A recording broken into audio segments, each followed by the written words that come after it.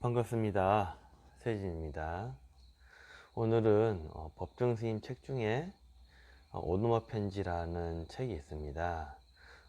그 가운데 시간 밖에서 살다라는 내용의 글이 있습니다. 그거를 함께 읽고 생각하는 시간 갖도록 하겠습니다. 삼복더위에 별거 없는가? 더위에 지치지 않았는가? 더위를 원망하지 말라. 무더운 여름이 있기 때문에 서늘한 가을 바람이 불어오고 그 가을 바람 속에 이삭이 여물고 과일의 단맛이 든다. 이런 계절에 순환이 없다면 살아있는 모든 것들은 제대로 삶을 누릴 수가 없다. 그러니 날씨가 무덥다 해서 짜증낼 일이 아니다. 한반도와 같이 봄, 여름, 가을, 겨울이 뚜렷하게 나누어져 있는 지역에서 살 수 있는 것도 커다란 복이라 할 수 있다. 7월 한 달을 나는 바깥 출입 없이 이 산중에만 눌러 앉아 지낸다.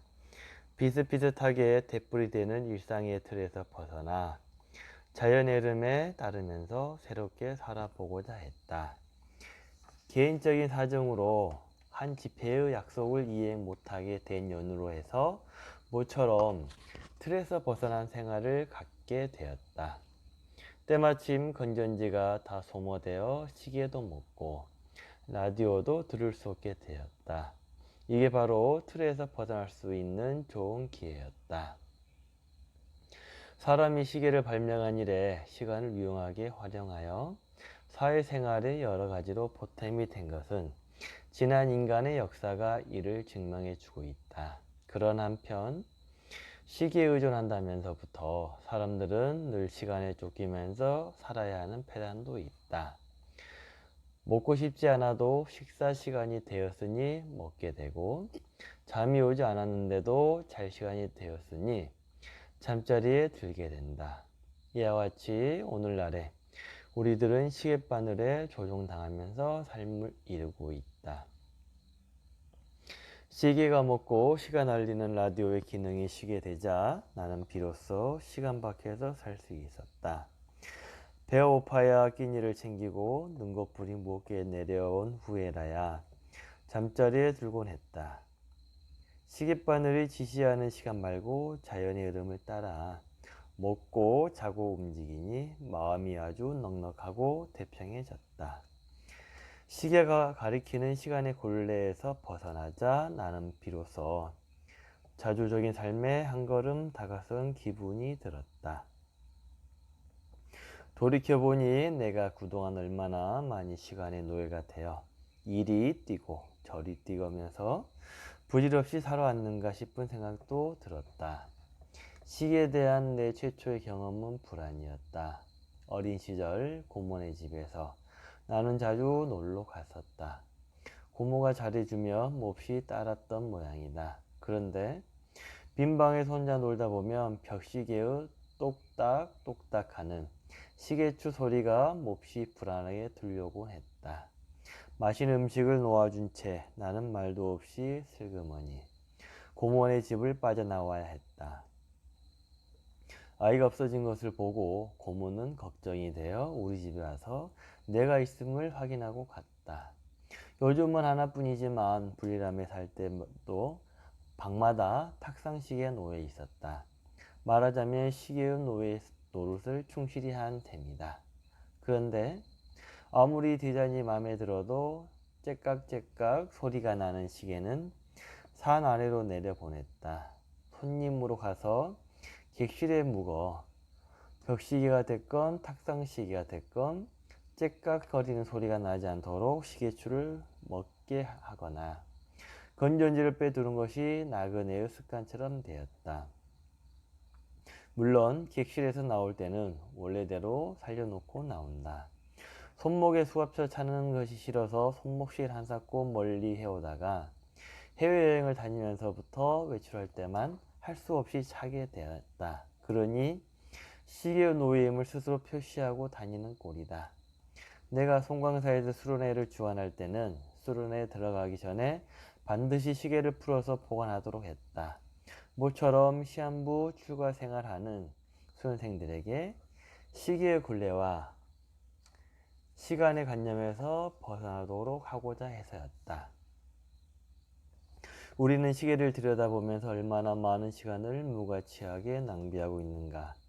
아직도 몇 분이 남았다고 하면서 또 그 시간이 되면 아직 멀었다고 하면서 일 없이 아까운 시간을 쏟아버린다. 인생에 성공한 사람들은 남들과 똑같은 하루 24시간을 살면서도 짜투리 시간을 유용하게 쓸 줄을 안 것이다. 시계바늘이 가리키는 시간에 팔리지 않고 자신에게 주어진 그 순간순간을 알차게 사는 사람이야말로 시간 밖에서 살 수 있다. 요즘 같은 산업사회에서는 우리들 자신도 시간 앞에 점점 냉혹해져 가고 야박하게 전락되어 간다. 한참 일을 하다가도 시간이 다 됐다고 일손을 놓아버리기 쉽다. 묻힌 김에 조금만 더 일을 하면 깨끗이 끝낼 일도 시계를 보고 일손을 중단하고 만다. 이건 시계의 노예로 익힌 나쁜 근성이다. 시계바늘이 미치지 않는 일터에서 인간의 덕이 두터워진다는 노동의 비밀도 터득할 줄 알아야 한다.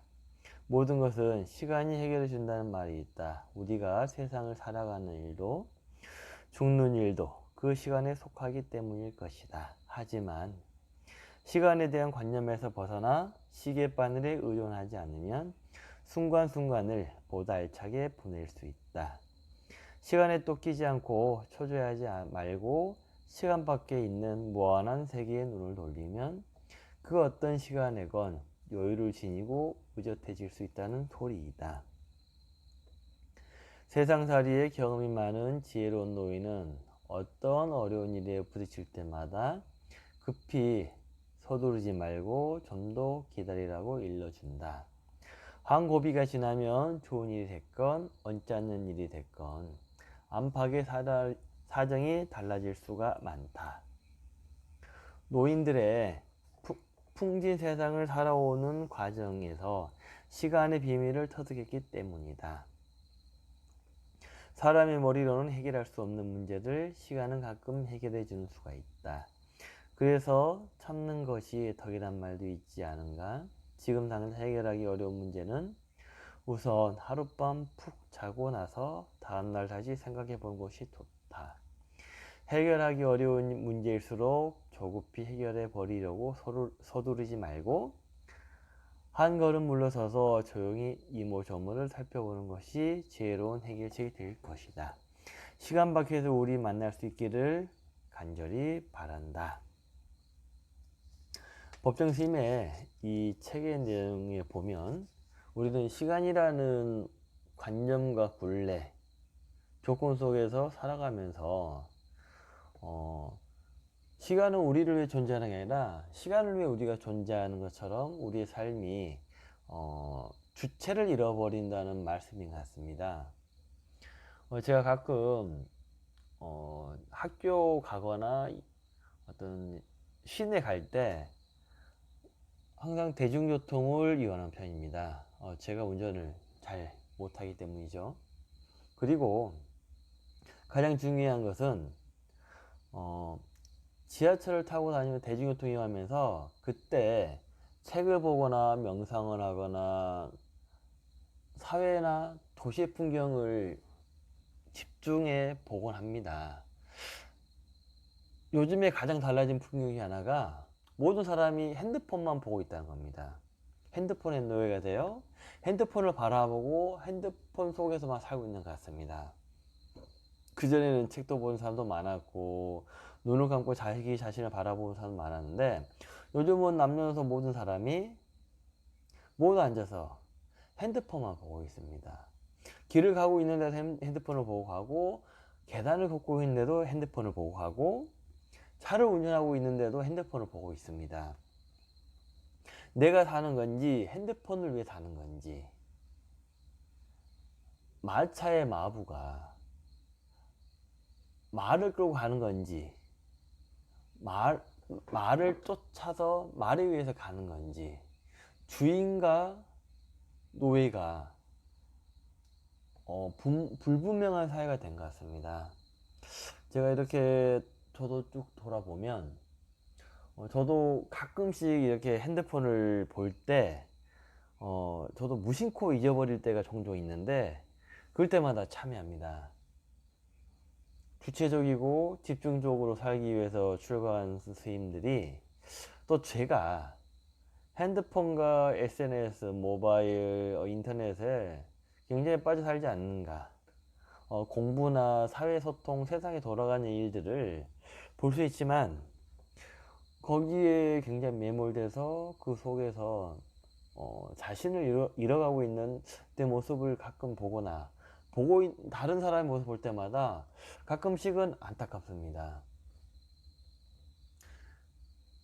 편리하고 빠르지만 과연 내가 우리 자신이 무엇을 잃어버리고 있는지, 무엇을 놓치고 있는지를 보고 있는 게 중요하다고 생각합니다. 삶의 주인은 내 자신이지 핸드폰에 있는 수많은 정보들이 아닙니다. 우리가 보고 있는 모든 것들은 항상 변하기 때문에 지금 보고 있는 정보 또한 결국은 모든 현상 또한 진실이 아닐 수 있습니다. 거기에 너무 몰입하지 말고 너무 빠지지 말고 필요한 때 적절하게 보는 게 중요합니다. 진정한 지혜와 진정한 깊이는 나의 눈과 마음으로 귀로 눈으로 수많은 어떤 감촉들로 세상을 봄으로써 느낌으로 세상을 들음으로써 또 내 경험함으로써 보여주고 비춰지는 것인데 요즘은 핸드폰이라는 또 그전에는 시계라는 그 어떤 사람을 묶어 놓는 어떤 판단을 흐르게 하는 시야를 어떤 가려버리는 그 모든 것들 속에서 벗어나서 여러분들이 길을 가더라도 앞을 보고 하고 앉았을 때는 핸드폰보다는 눈을 감고 내 자신을 생각하든지 하루의 일과 삶의 일과 관계의 일과들을 보면서 명상을 하고 집중을 통해서 내 자신을 좀 더 깊이 보는 시간을 가졌으면 좋겠습니다. 항상 여러분들이 어떤 핸드폰을 볼 때는 핸드폰을 빨리 살려면 핸드폰을 보지 못하면 조급증이 생기고 불안해하고 고통받고 그 다음에 되게 핸드폰 분리 증후군이라고 있는데 아이들이 장난감을 가지고 놀 때 분리될 때 되게 스트레스하고 힘들어하고 두려워하는 것처럼 많은 사람들이 요즘 핸드폰이라는 곳에서 너무 깊게 의지하고 의존증이 생기는 걸 보고 조금은 좀 이렇게 한번 내 자신과 핸드폰의 관계를 한번 좀 더 깊게 보는 시간을 가졌으면 좋겠습니다. 여러분들이 조금은 더 참고 인내하고 깊게 바라볼 때 여러분의 삶의 덕이 깊어지는 것입니다. 항상 걸어가는 그 시간 삶의 시간에 깊이 여러분들이 집중하고 바라보고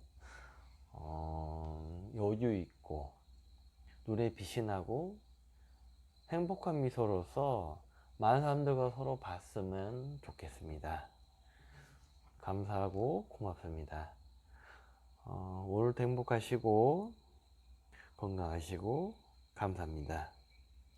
이상 세진이었습니다. 선물하십시오.